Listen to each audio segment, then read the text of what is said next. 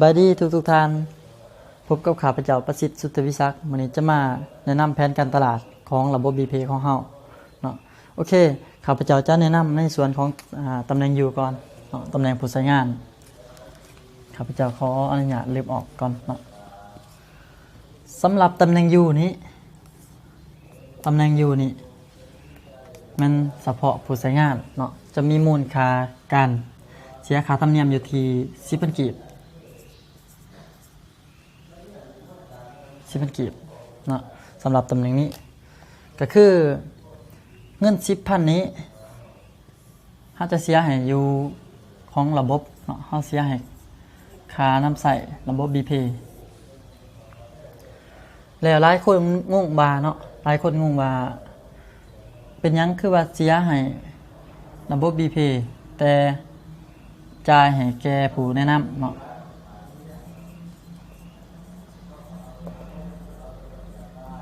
นี่จ่ายผู้แนะนำก็คือระบบเฮาจะตัดเอายอดเงินนำผู้แนะนำนี่10,000 กีบเนาะจะตัดเอา10,000 กีบแล้วที่นี่ผู้แนะนำก็เลยมาเอาน้ำเฮา4,000 กีบบ่งงเนาะก็คือความหมายว่าปกติแล้วจ่ายให้ระบบเลยก็ไหล 10,000 แต่เพื่อความสะดวกสบายเนาะเพื่อความสะดวกสบายก็เลยว่าเอาน้ำผู้แนะนำแล้วผู้แนะนำจะเอามาเอาน้ำต่อแกสมาชิกตัวเองเนาะจะมานำสมาชิกตัวเองเพื่อมันจะเบิกจ่ายได้ง่ายขึ้นก็คือสิมีประมาณนี้เนาะคือเงิน 10,000 เนี่ยจะเป็นค่าระบบเนาะค่าน้ำใส่ระบบ BP ของเราโอเคสิทธิที่จะไหลเนาะสิทธิที่จะไหลจากตำแหน่งอยู่นี้ก็คือเฮาจะไหลเนาะจากการเติมมูลค่าโทรของเฮานี่เติมเองหรือว่าเติมให้หมู่เพื่อนก็ไหล5%เนาะเติมเองหรือเติมให้หมู่เพื่อน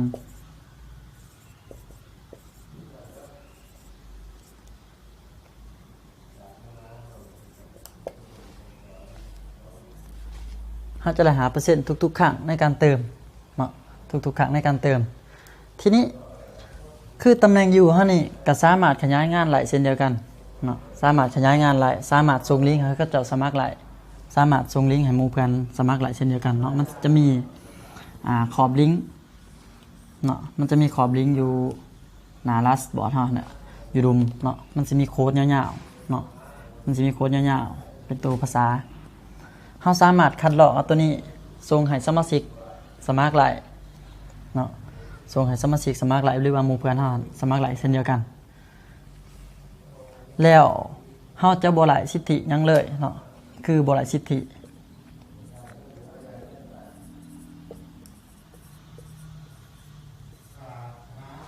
บ่หลายสิทธิ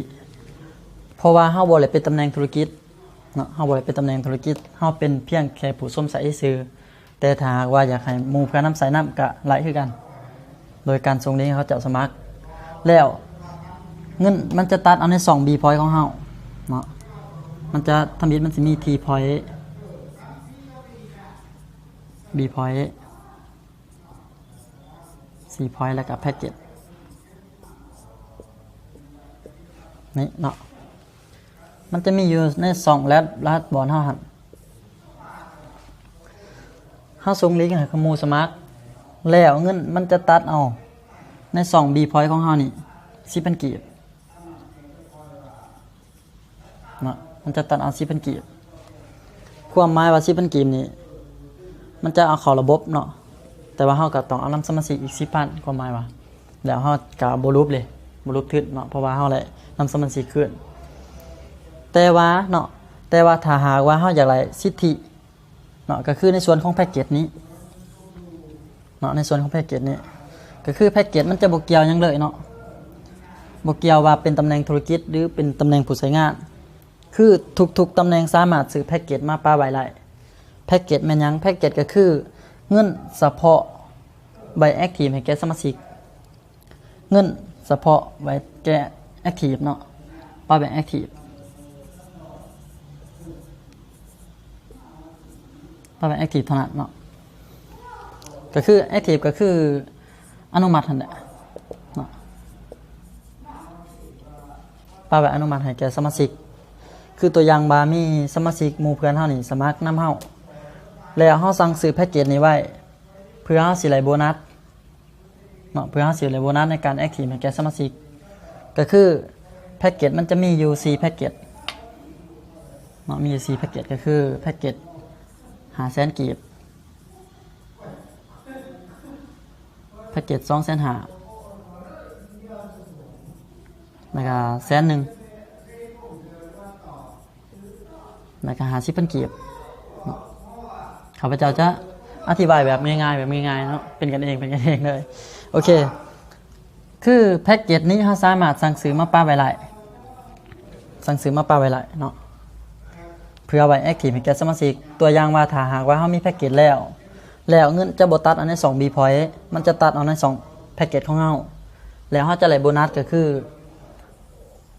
สำหรับ500,000 กีบนี่เฮาจะได้โบนัส 50% เนาะแล้ว250,000จะได้ 30% แล้วก็ 20% แล้วก็ 10% นี่ตัวอย่างว่าเฮาซื้อแพ็กเกจ500,000แล้วเฮา 50% เนาะเงิน 10,000 50% เฮาก็ได้ 5,000 กีบ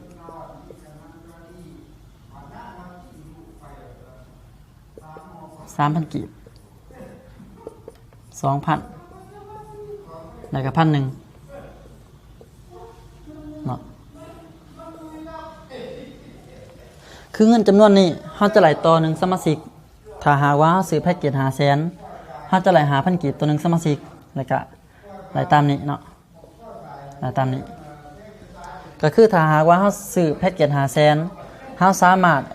แอคทีฟให้แก่สมาชิกถึง50 คนเนาะถึง50 คนเพราะว่าคนหนึ่ง 10,000 500,000 กับ50 คน